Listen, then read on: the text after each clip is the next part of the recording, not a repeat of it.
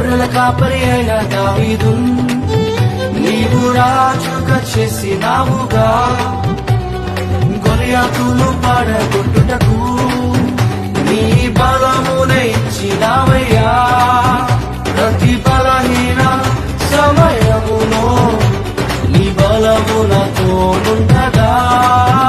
భయపడక ధైర్యముతో నే ముందుకే సాగిదా. ప్రతి బలహీన సమయములో